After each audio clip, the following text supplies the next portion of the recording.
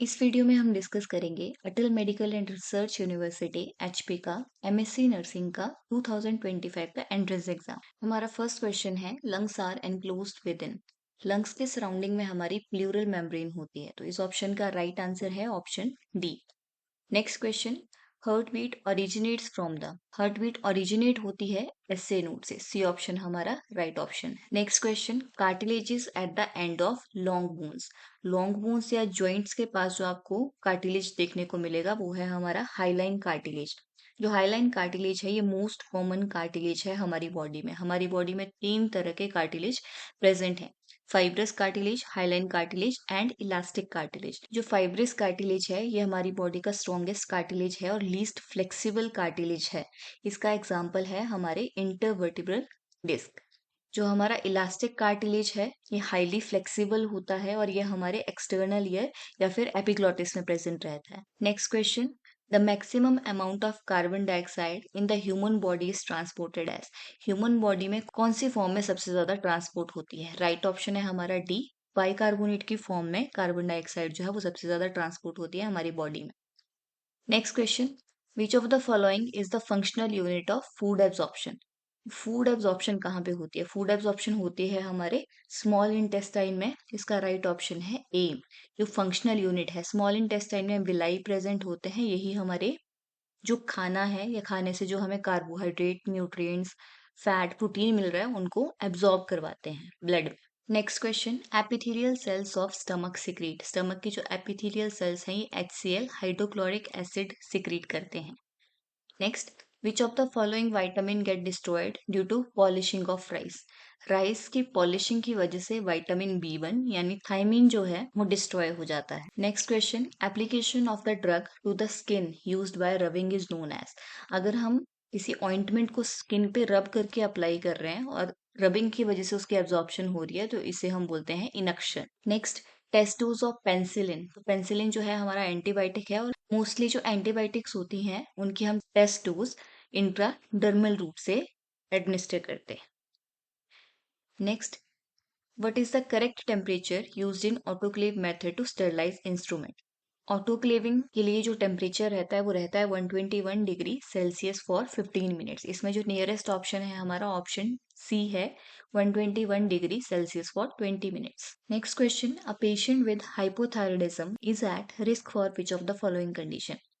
जो हाइपोथायराइडिज्म का पेशेंट है उनमें थायराइड हार्मोन कम होता है और थायराइड हार्मोन का लेवल अगर बहुत ही कम हो जाए जो कि लाइफ थ्रेटनिंग कंडीशन होती है उसे हम बोलते हैं myxoedema coma. Next question, halo test is use to check. Halo test हम CSF लीकेज के लिए, हेड इंजरी का केस है उसमें अगर ईयर या नोज से ड्रेनेज आ रही है, ड्रेनेज अगर ट्रांसपेरेंट कलर की है तो उसे हम एक फिल्टर पेपर पे रख के टेस्ट करेंगे। उसमें अगर हेलो पैटर्न या फिर डबल रिंग पैटर्न फॉर्म हो रहा है तो इसका मतलब है जो CSF है वो लीक हो रहा है। Next, in pneumothorax breath sound will be. Pneumothorax का मतलब है कि जो हमारा प्लूरल कैविटी है उसमें एयर फिल हो गई है। जो एयर फिल होती है वो एज अ बैरियर एक्ट करती है जिसकी वजह से जो अफेक्टेड साइड है वहां पे आपको ब्रेथ साउंड सुनाई नहीं देंगी। निमोथोरेक्स की अफेक्टेड साइड पे ब्रेथ साउंड आपको सुनाई नहीं देती है, डी ऑप्शन राइट है, absent on affected side. Next question, involuntary flapping motion of wrist and fingers in a patient with cirrhosis of liver is known as. Liver cirrhosis का patient है, अगर hand या रिस्ट की, fingers की involuntary movements हो रही हैं, flapping tremors आ रहे हैं, उसको हम बोलते हैं asterixis. Next, what is the most likely to be noticed in patient with serum calcium level 7 mg per D. अगर पेशेंट का सीरम कैल्शियम लेवल 7 mg से कम है तो आपको पॉजिटिव ड्राउजी साइन पेशेंट में देखने को मिलेगा। पॉजिटिव ड्राउजी साइन का मतलब है कार्पोपेडल स्पाज्म आपको पेशेंट में देखने को मिलेगा। इनवॉलेंट्री कॉन्ट्रेक्शन होंगी हैंड और रिस्ट की, कब होंगी? जब आप बीपी कफ को इन्फ्लेट करेंगे। और पेशेंट के सिस्टोलिक बीपी से अगर आप ज्यादा इन्फ्लेट कर रहे हैं तो उसकी वजह से पेशेंट के हैंड और रिस्ट में इनवॉलेंट्री कॉन्ट्रेक्शंस देखने को मिलेंगे जिसे हम बोलते हैं carpopedal spasm. Next, Kaposi's sarcoma is associated with.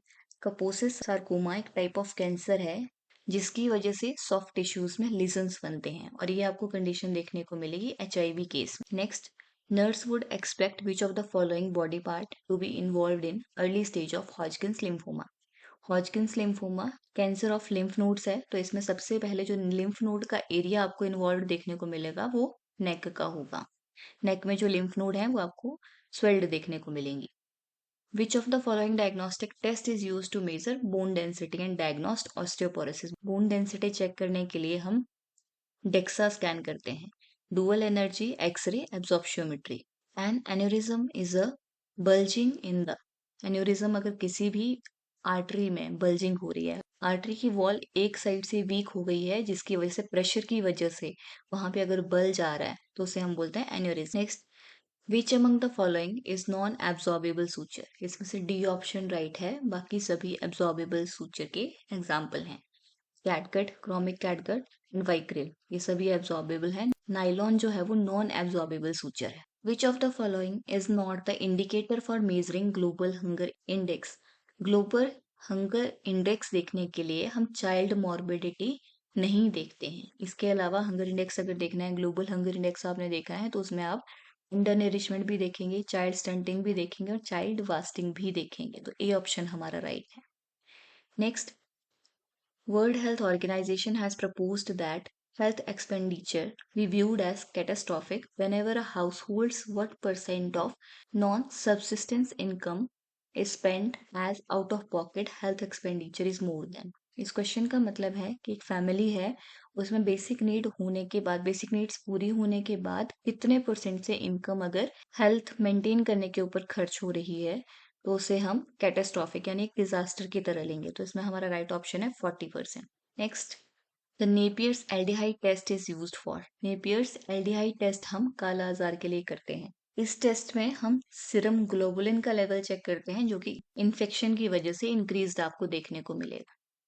Next question, the disinfecting action of chlorine on water is mainly due to. Hypochlorous acid की वजह से जो क्लोरीन है उसका डिसइंफेक्टिंग एक्शन होता है on water. The system of medicine currently not recognized by the government of India. Government of India acupuncture को system of medicine की रिकॉग्निशन नहीं देती है। Next, the leprosy trust of India introduce the IEC information education communication activity by introducing a concept of a 12-year-old local school girl who will lead a campaign for a leprosy free India। तो कौन सी 12-year-old girl है जो leprosy free India campaign को lead कर रही थी? उसका नाम है सपना। डी ऑप्शन हमारा right. Which age population is screen for non communicable disease अंडर द नेशनल प्रोग्राम फॉर नॉन कम्युनिकेबल डिजीज? 30 ईयर्स या 30 ईयर्स से जो भी अबव पीपल हैं उन्हें हम NPNCD national programme for non communicable diseases के लिए स्क्रीन करना है। बी ऑप्शन हमारा राइट है। Next, BCG vaccine is always given in the left arms upper aspect, what is the reason behind this? BCG vaccine जो है वो हम हमेशा लेफ्ट आर्म के अपर साइड में लगाते हैं। इसका रीजन है टू मेंटेन यूनिफॉर्मिटी, ताकि हम इजिली आइडेंटिफाई कर पाए कि कौन से बच्चे जो हैं वो इम्यूनाइज्ड हैं और कौन से बच्चे इम्यूनाइज्ड नहीं हैं ट्यूबरकुलोसिस के लिए। The infection by which organism can cause cervical cancer, cervix cancer. तो सर्विक्स कैंसर जो है ह्यूमन पेपिलोमा वायरस की वजह से होता है, HPV की वजह से होता है। After how many post vasectomy consecutive sperm count test should be performed to ensure less than 10,000 ml or no motile sperm to declare vasectomy successful? तो कितने कंसेक्यूटिव काउंट टेस्ट हम करेंगे वेसेक्टमी सक्सेसफुल डिक्लेयर करने के लिए? तो हम 2 consecutive test करते हैं। Next question, which of the following is not a common treatment option for managing polycystic ovary syndrome?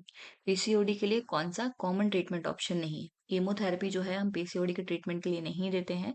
बाकी लाइफस्टाइल चेंजेस के लिए बोलेंगे, जिसमें डाइट कंट्रोल के लिए, एक्सरसाइज के लिए, वेट लॉस के लिए इंसुलिन सेंसिटाइजिंग मेडिकेशन जैसे मेटफॉर्मिन भी दी जाती है और हार्मोनल बर्थ कंट्रोल पिल्स का भी यूज करते हैं। Next, which of the following is not the goal of national AIDS control programme? National AIDS control programme का कौन सा गोल इनमें से नहीं है? तो ए ऑप्शन जो है 80% न्यू HIV केसेस हमने रिड्यूस करने हैं, ये इसका गोल था, तो ये राइट ऑप्शन नहीं है। 90% गोल हमारा नहीं था, बी ऑप्शन राइट है।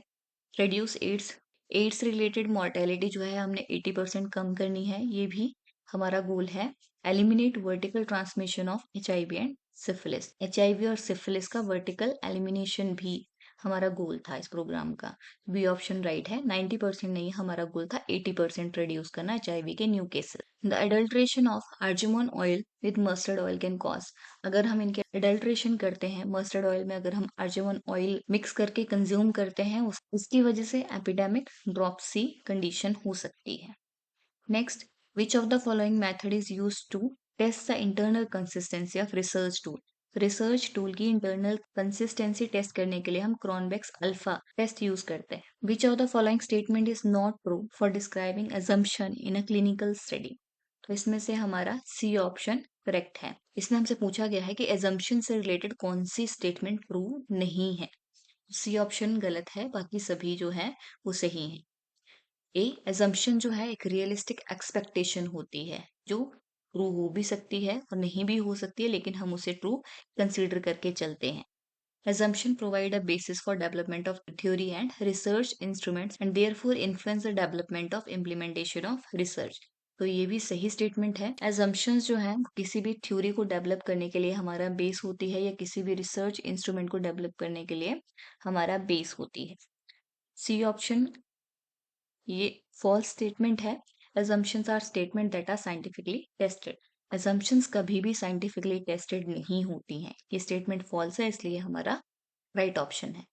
assumptions may also be drawn from theories। assumptions हम थ्योरी से भी ले सकते हैं। which of the following is qualitative research? इनमें से जो phenomenological study है वो हमारी qualitative research है, बाकी सभी quantitative research के एग्जाम्पल हैं। केस कंट्रोल, डिस्क्रिप्टिव, एक्सपेरिमेंटल, ये सभी क्वांटिटेटिव रिसर्च स्टडी के example. Next, for calculating the mean difference in two group which parametric test is use? दो ग्रुप में मीन डिफरेंस आइडेंटिफाई करने के लिए हम टी टेस्ट का यूज करते हैं। What is the life expectancy at birth? Life expectancy at birth क्या है? The average number of years a newborn is expected to live. At birth एक एवरेज नंबर ऑफ ईयर की जो newborn है वो कितने लंबे टाइम तक जिएगा उसे हम बोलते हैं life expectancy at birth. Which of the following is non probability sampling technique? Quota sampling जो है ये नॉन प्रोबेबिलिटी सैम्पलिंग टेक्निक का एग्जाम्पल है, बाकी सभी प्रोबेबिलिटी सैम्पलिंग टेक्निक है। Simple random sampling, stratified sampling, systematic random sampling. Under the ANTRA program of contraceptives, which of the following statement is not true? अंतरा जो है एक इंजेक्टेबल कॉन्ट्रासेप्टिव है जिसे हम डंपा भी बोलते हैं, depot medroxy progesterone acetate. Hormonal contraceptive method है और ये 3 महीने तक प्रेगनेंसी प्रिवेंट कर सकती है। तो इसमें से पूछा गया है कौन सी स्टेटमेंट ट्रू नहीं है, तो इसमें हमारा राइट ऑप्शन है बी, नॉन रिवर्सिबल मेथड। तो ये स्टेटमेंट फॉल्स है। जो अंतरा प्रोग्राम के अंडर हम कॉन्ट्रासेप्टिव दे रहे हैं वो रिवर्सिबल होती है। 3 महीने बाद जो फीमेल है उसको फिर से इंजेक्शन लगवाना पड़ेगा। It can be easily administered in the arm, thighs and buttocks. True statement है सुटेबल फॉर ब्रेस्ट फीडिंग। जो ब्रेस्ट फीडिंग मदर है after 6 week of delivery, delivery के 6 हफ्ते के बाद ब्रेस्ट फीडिंग मदर भी इसे यूज कर सकती। Next, 28-year-old gravida 2 variety 1 woman presents to the emergency department at 32 weeks gestation with sudden onset of vaginal bleeding and abdominal pain. On examination, her uterus is tender and palpation reveals contraction. Fetal heart rate monitoring shows fetal distress. What is the most likely diagnosis? 28-year-old है, gravida 2 है, parity 1 है, 32 week gestation है, उसको sudden vaginal bleeding हो रही है, abdominal pain हो रही है, यूट्रस टेंडर है और पैल्पेशन पे कॉन्ट्रेक्शंस हो रही हैं। तो ये हमारा प्लेसेंटल एब्रप्शन का एग्जांपल है, यानी जो प्लेसेंटा है वो यूट्राइन वॉल से अलग हो रहा है जिसकी वजह से ब्लीडिंग हो रही है। Next, interpret the finding on CTG given below. इस वाले ग्राफ में ये यूट्राइन कॉन्ट्रेक्शन है और ऊपर जो आपको देखने को मिल रहा है ये फीटल डेसिलरेशन है, यानी जो फीटस का हार्ट रेट है वो कम हो रहा है। तो अगर यूट्राइन कॉन्ट्रेक्शन के बाद ये डेसिलरेशन आपको देखने को मिल रही है तो इसे हम बोलते हैं लेट डेसिलरेशन। अगर यही कॉन्ट्रेक्शन के साथ आपको ये अगर सेम टाइम पे देखने को मिलती तो इसे हम बोलते हैं अर्ली डेसिलरेशन। वेरिएबल डेसिलरेशन का मतलब होता है कि वो वेरी कर रही है, यानी उसका कोई स्पेसिफिक पैटर्न नहीं, इस तरह से आपको देखने को मिल सकती है। तो ये एग्जांपल है हमारा late deceleration, B option right. Next, a 30-year-old woman presents with complaint of heavy menstrual bleeding and pelvic pain. On transvaginal ultrasound, a 5 centimeter complex cystic mass is identified on right ovary. जो patient है 30 year old है, heavy menstrual bleeding हो रही है, pelvic pain हो रही है और उस पेशेंट का जो है CA 125 इंक्रीज्ड है, तो मोस्ट लाइकली डायग्नोसिस जो रहेगा वो ओवेरियन कैंसर रहेगा, क्योंकि CA 125 जो है वो हमारा ओवेरियन कैंसर मार्कर है। डी ऑप्शन राइट है। आइडेंटिफाई द इंस्ट्रूमेंट, ये वेलसेलम है। In the Bishop score what does the higher score indicate? जो बिशप स्कोर है ये हम इंडक्शन ऑफ लेबर के लिए असेस करते हैं, तो जितना हाई स्कोर रहेगा उतनी ज्यादा फेवरेबल कंडीशन है इंडक्शन ऑफ लेबर के लिए। Next question, which vaccination is not safe in pregnancy? Measles mumps rubella जो है कोई भी लाइव वैक्सीन जो है वो हम अवॉइड करते हैं during pregnancy. In the obstetric haemorrhage bundle billing suture refers to, तो ये एक सूचरिंग टेक्निक है जो कि हम यूट्राइन ब्लीडिंग को स्टॉप करने के लिए यूज करते हैं। The recommended daily dose of iron supplementation in a pregnant woman with anaemia, anaemia के साथ अगर प्रेग्नेंट वुमन है तो उसे हम डेली 120 mg आयरन देंगे। Mrs Rashmi was admitted for delivery. When assessing fetal heart rate status during labor, the monitor displays rate deceleration with tachycardia and decreased variability. The nurse interpret as patient है, delivery के लिए admit हुई है और late डेसिलरेशन और tachycardia है patient में और डिक्रीजिंग वेरिएबिलिटी है, तो इसका मतलब है यूट्रोप्लेसेंटल इनसफिशिएंसी है, यानी प्लेसेंटा से जो फीटस है उसकी न्यूट्रिएंट्स या ऑक्सीजन की डिमांड जो है वो पूरी नहीं हो पा रही है। Next question. While the postpartum woman is receiving heparin for thrombophlebitis, which of the following drug would the nurse expect to administer if the client develops complication related to heparin therapy? अगर heparin therapy की complications आ रही हैं या आने की possibility है तो उसमें हमें heparin का antidote यानी protamine sulfate जो है वो ready रखना। Next, the pregnant woman complains of numbness and pin and needles in her finger and hands. The condition is called as, इसे हम बोलते हैं carpal tunnel syndrome, median nerve के कंप्रेशन की वजह से देखने को मिलता है। अगर मीडियन नर्व कंप्रेस हो रही है उसकी वजह से पेशेंट जो है वो हाथों में नंबनेस की कंप्लेन करेगी। Next, the Suman programme in India focuses on, Suman programme है वो एंटीनेटल और पोस्टनेटल क्वालिटी केयर के लिए बनाया गया था। सी ऑप्शन हमारा right. Experience nursing facilitating and evaluating student learning in the clinical area are called. Experience nurses जो स्टूडेंट्स को सिखाती हैं और इवेलुएट करती हैं उन्हें हम बोलते हैं preceptors. Next, the nurse is administering a cleansing oedema to a patient with a faecal impaction. Enema के लिए आपको पेशेंट को लेफ्ट सिम्स पोजीशन देनी होती है। Variation is a teaching skill use in, variation का मतलब है कि आप अलग अलग मेथड यूज कर रहे हैं टीचिंग के लिए, तो ये यूज करते हैं हम माइक्रो टीचिंग में। वेरिएशन जो है डिफरेंट अप्रोचेस हैं, जैसे मॉडल का यूज करना, लैब का यूज करना, क्लिनिकल मेथड का यूज करना। Next, the SWOT analysis is a technique used for assessing which of the following four aspects. SWOT analysis जो है वो हम किसी भी प्लान की strength, weakness, opportunities and threat देखने के लिए असेस करते हैं, इसका फुल फॉर्म भी यही है।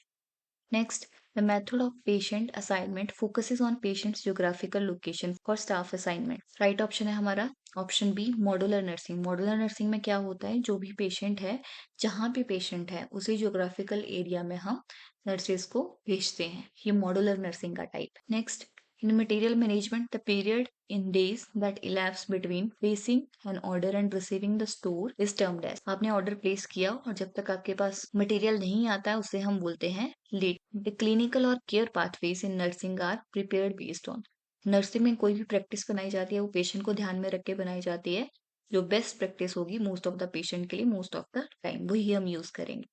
Next, the expansion of PDCA, इसका एक्सपेंशन है plan do check and act.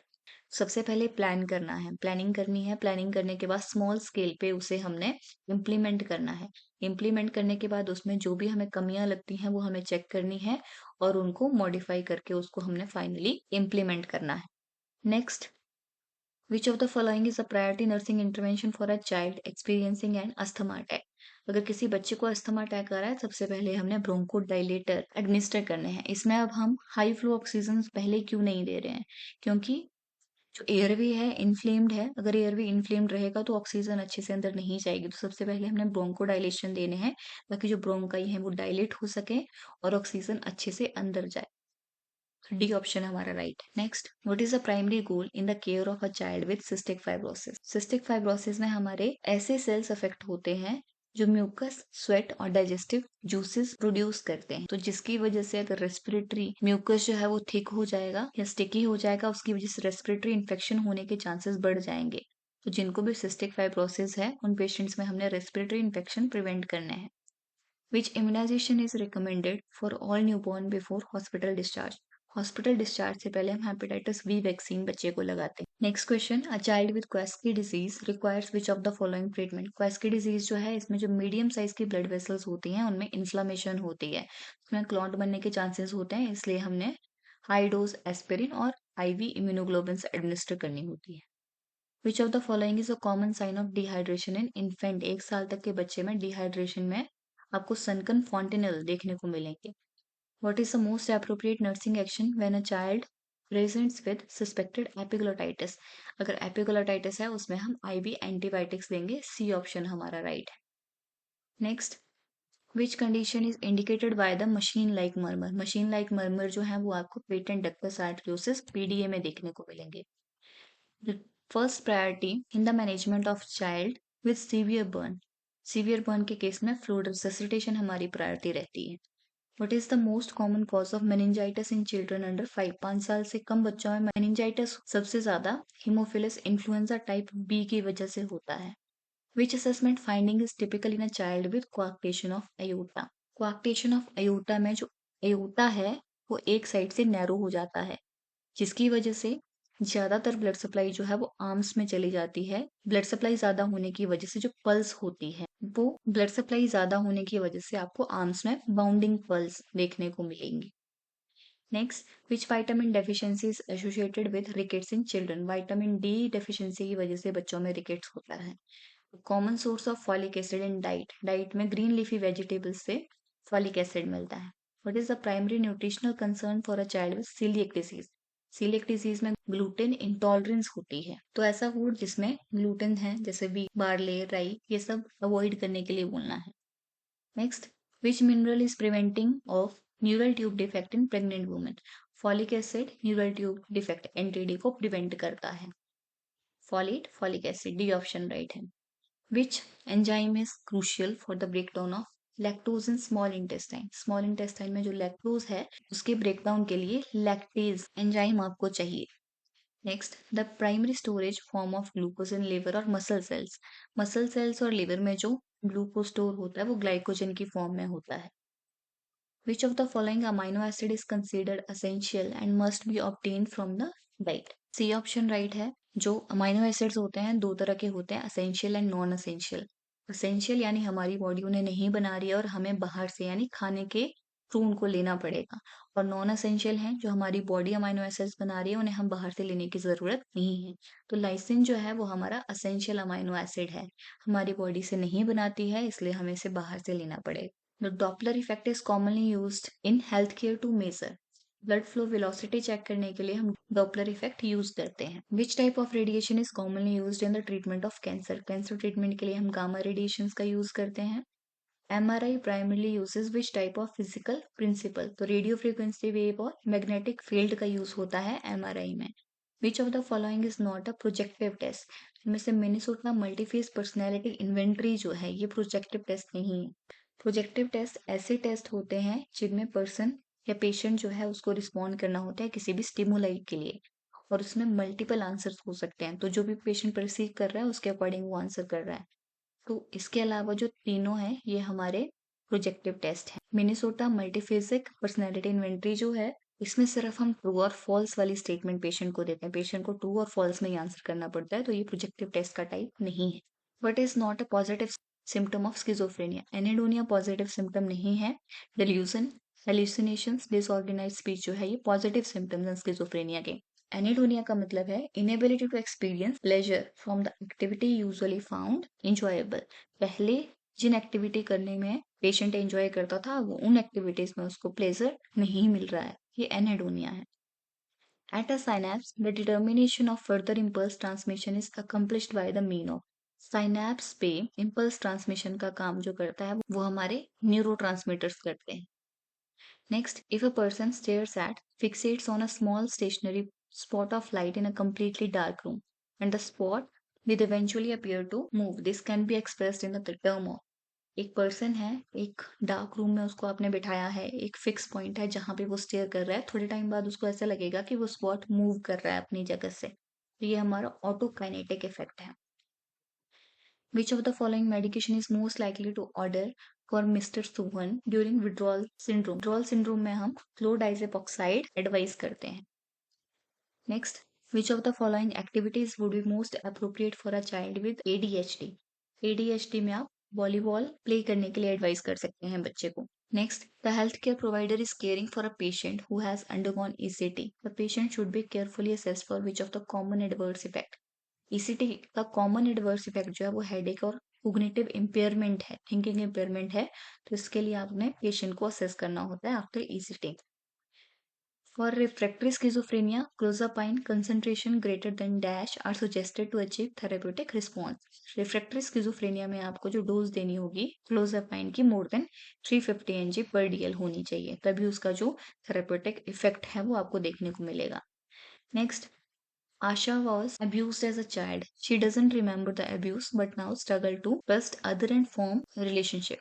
As a child, आशा का अब्यूज किया गया था, उसको याद नहीं है, लेकिन अभी वो ट्रस्ट बिल्डअप नहीं कर पाती है, रिलेशनशिप बिल्डअप नहीं कर पाती है, तो ये रिप्रेशन का एग्जाम्पल है।